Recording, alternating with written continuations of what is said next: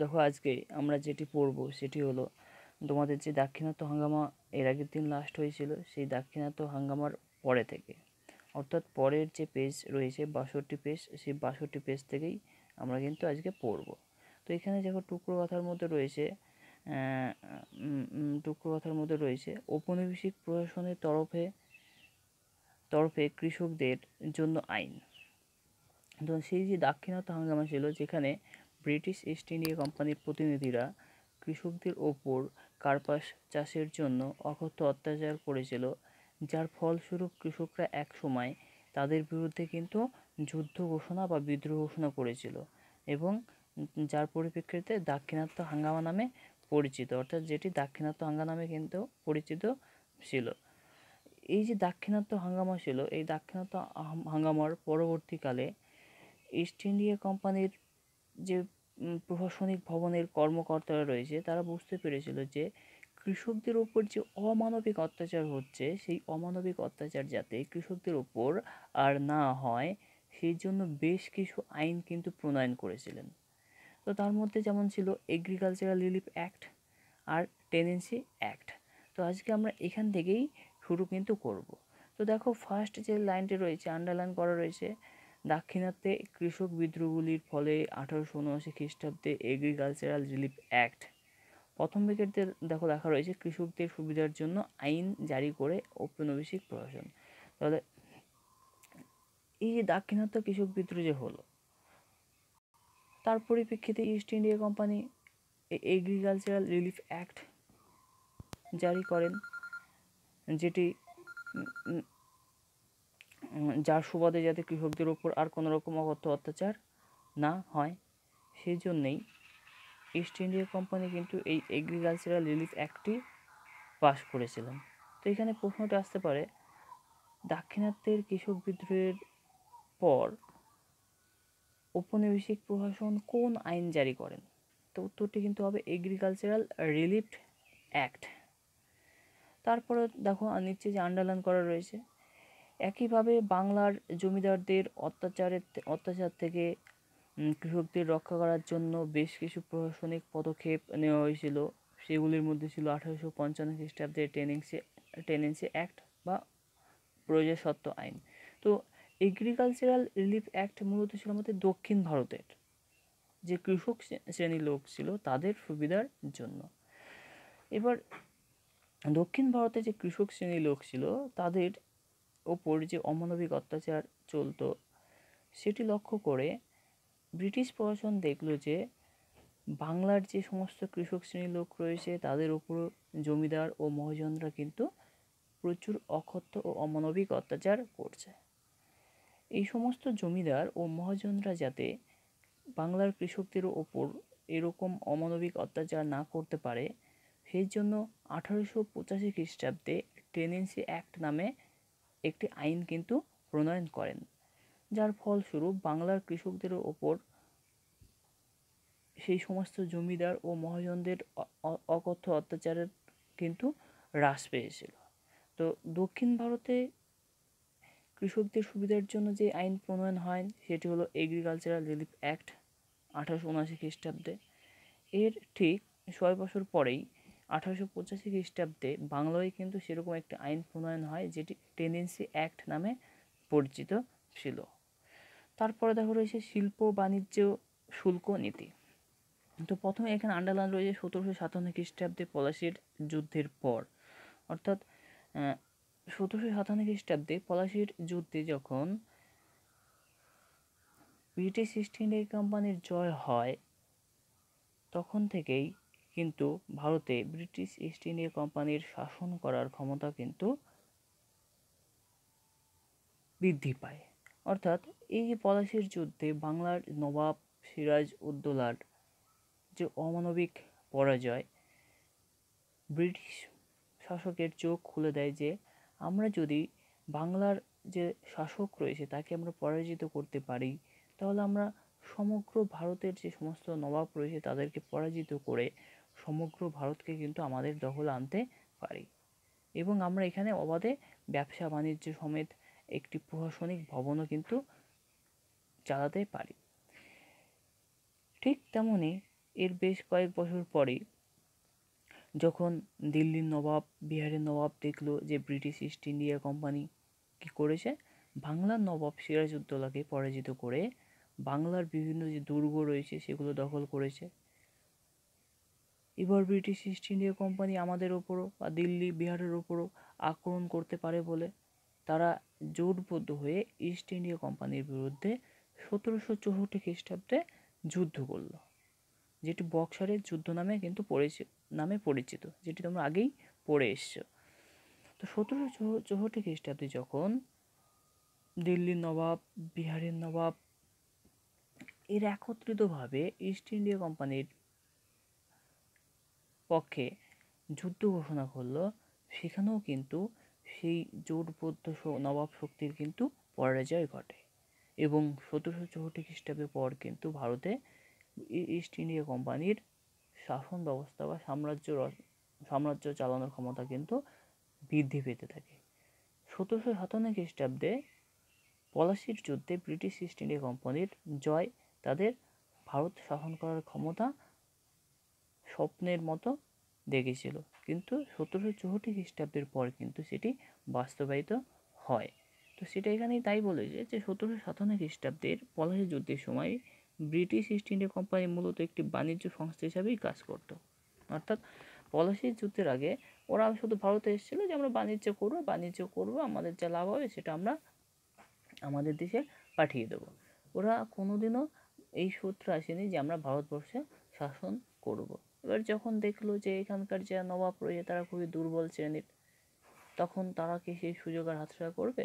তখন তো তারা সেই সুযোগের হাতছাড়া করেনি। তখন তারা কি করেছে, নিজেদের বল প্রয়োগ করে বাংলার যে নবাব রয়েছে তাদের পরাজিত করে তাদের সমস্ত দুর্গ দখল করেছে এবং ভারতে কিন্তু শাসন ব্যবস্থা কায়েম করেছে। তো তারপরে দেখো কি রয়েছে, 1720 খ্রিস্টাব্দে আইন করে ব্রিটেনে সুতির কাপড় বন্ধ করে দেওয়া হয়। তো 1720 খ্রিস্টাব্দে আইন করে ব্রিটেনে সুতির কাপড় ব্যবহার বন্ধ করে দেওয়া হয়। এটাকে শর্ট প্রশ্নের মধ্যে তোমরা একটু পড়ে নেবে। তারপরের পেজে দেখো রয়েছে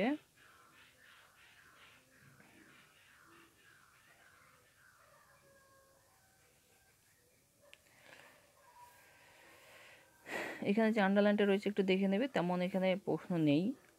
তো এই অবশিল্পায়নটা কিন্তু খুবই ইম্পর্টেন্ট তোমাদের, এই প্রশ্নটি কিন্তু প্রায়ই আসে 2 নম্বরের, যে অবশিল্পায়ন বলতে কি বোঝায়। মানে অবনতি, আর শিল্পায়ন মানে শিল্পের প্রতিষ্ঠা। তাহলে অবশিল্পায়ন বলতে আমরা তাকেই বলবো যখন কোনো একটি স্থানের বা কোনো দেশের যে কোনো বা কোনো একটি কারণবশত যখন বিভিন্ন যে শিল্প কারখানা সেই দেশে প্রচলিত ছিল সেই সমস্ত শিল্প কারখানার ধ্বংস হবে, তখনই তাই বলবো আমরা অবশিল্পায়ন।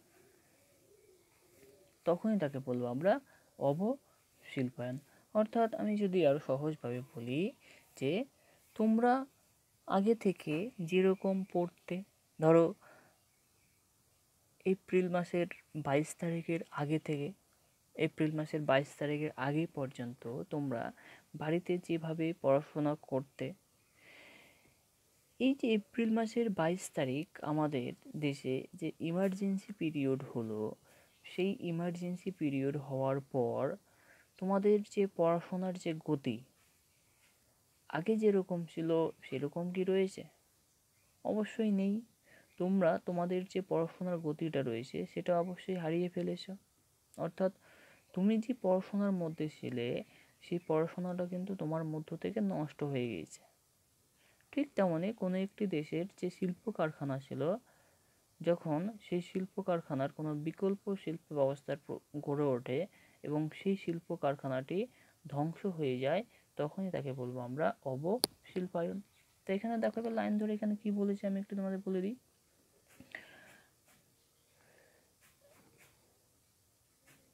লাইন ধরে একটু বলে দিচ্ছি তোমাদের এখানে কি বলেছে। 1813 খ্রিস্টাব্দে ব্রিটিশ ইস্ট ইন্ডিয়া কোম্পানির হাতে ব্রিটিশ কোম্পানির হাত থেকে ভারতের বাজারের একচেটিয়া অধিকার চলে যায়। তো এখানে একটু তোমরা কি করবে, যে লেখাটা যেটা রয়েছে লাইনটা ঠিক মনে হচ্ছে ঠিক নেই, তো তোমরা একটু করবে এখানে ঠিকঠাক করে নেবে। 1813 খ্রিস্টাব্দে ব্রিটিশ কোম্পানির হাতে ভারতের বাজারের একচেটিয়া অধিকার চলে যায়। অর্থাৎ যখন 1764 খ্রিস্টাব্দে বক্সারের যুদ্ধ হয়ে বক্সারের যুদ্ধের ফলে ভারতে ব্রিটিশ সাম্রাজ্যের শাসন ব্যবস্থা প্রতিষ্ঠিত হয় এবং আস্তে আস্তে ব্যবসা বাণিজ্য করতে করতে করতে 1813 খ্রিস্টাব্দের পর কি হয়, ভারতের বাজারে যে একচেটিয়া অধিকার ছিল বা বিভিন্ন শিল্প, ছোট ছোট দেশীয় শিল্প কারখানা ব্যবসা বাণিজ্য করে তারা তাদের জীবিকা অর্জন করত, সেই সমস্ত অধিকারগুলো হারিয়ে সমগ্র শিল্প ব্যবস্থা কিন্তু ব্রিটিশ ইস্ট ইন্ডিয়া কোম্পানির হাতে চলে যায়। অর্থাৎ ব্রিটিশ ইস্ট ইন্ডিয়া কোম্পানি যেভাবে চায় সেইভাবেই কিন্তু ব্যবসা করতে শুরু করে। এবার যখনই ব্রিটিশ কোম্পানির হাতে ভারতের একচেটিয়া বাণিজ্যের অধিকার চলে যাবে, তখনই তারা ভারতে ব্রিটিশ বা ইংল্যান্ডে যে শিল্প কারখানা রয়েছে সেই ইংল্যান্ডের শিল্প কারখানা থেকে যে উৎপাদিত বিভিন্ন কাপড়গুলো রয়েছে বা শিল্পজাত দ্রব্যগুলো রয়েছে ভারতে আমদানি করতে শুরু করে।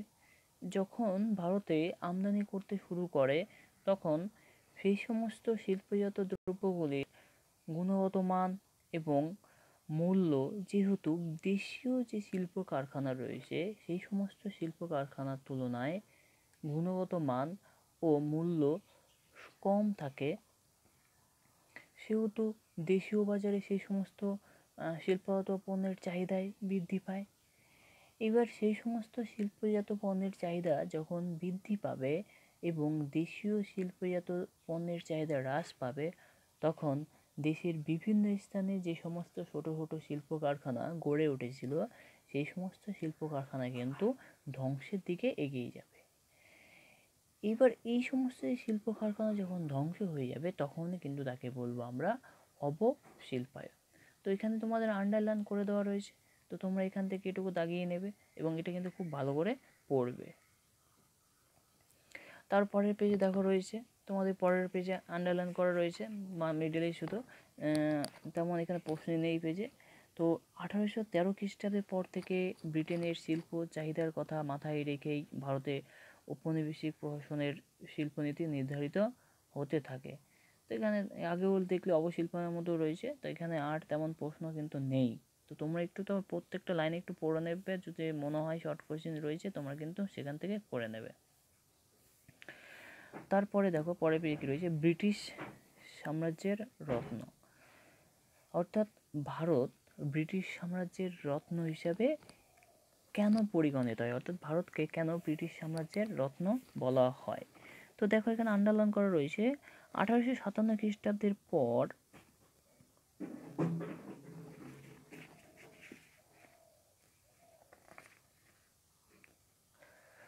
1857 খ্রিস্টাব্দের পর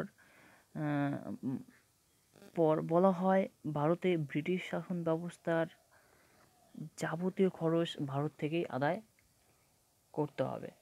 অর্থাৎ 1857 খ্রিস্টাব্দে আমাদের ভারতে একটি বিশাল বিদ্রোহ ঘটেছিল, যেটি সিপাহী বিদ্রোহ বা মহাবিদ্রোহ নামে পরিচিত ছিল।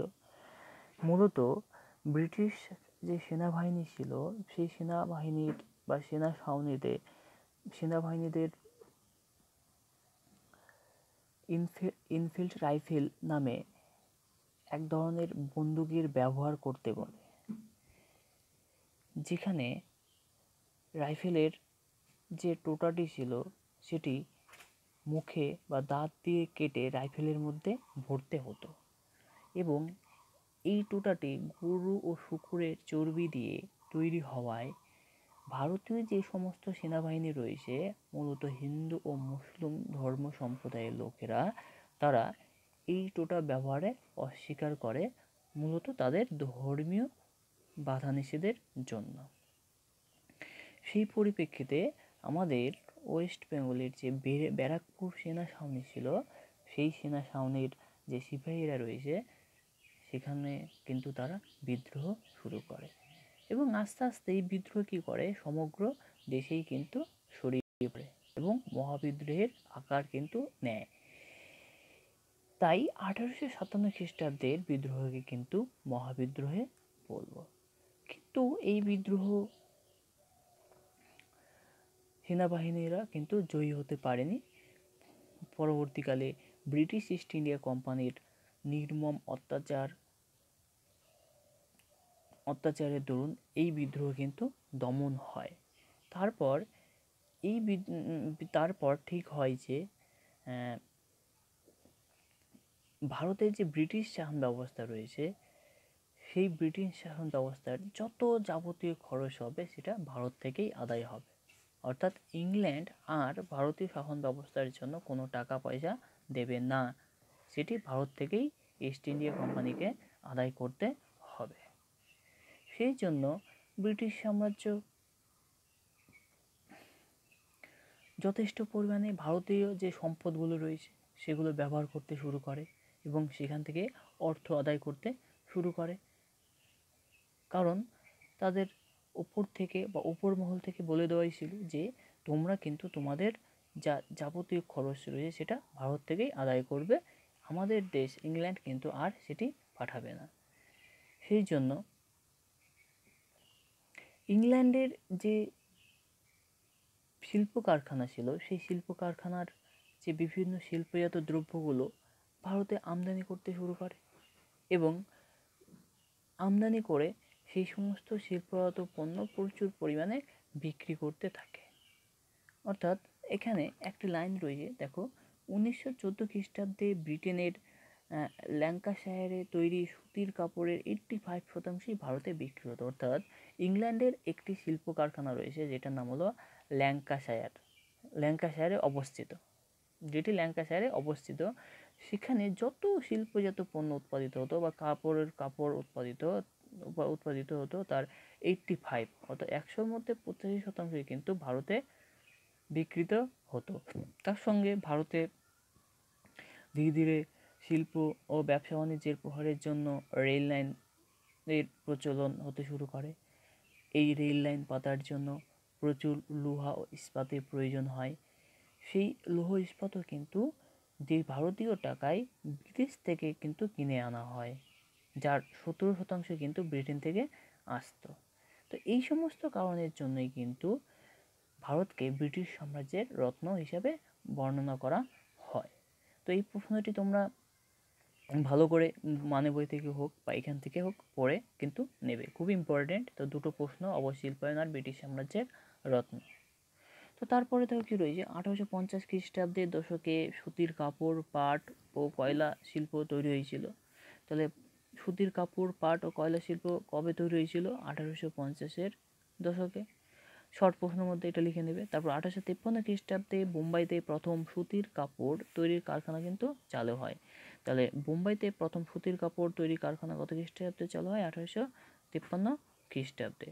তো হুগলির রিসরায় প্রথম পাটের কারখানা চালু হয় 1855 খ্রিস্টাব্দে। এটিও কিন্তু শর্ট প্রশ্নের মধ্যে পড়ে, তো তোমরা এগুলো লিখে নেবে, কিন্তু যেরকমভাবে লিখে নিতে সেরকমভাবে লিখে নিবে। তারপরে দেখো লাস্ট পেজ আজকে রয়েছে 66 পেজ।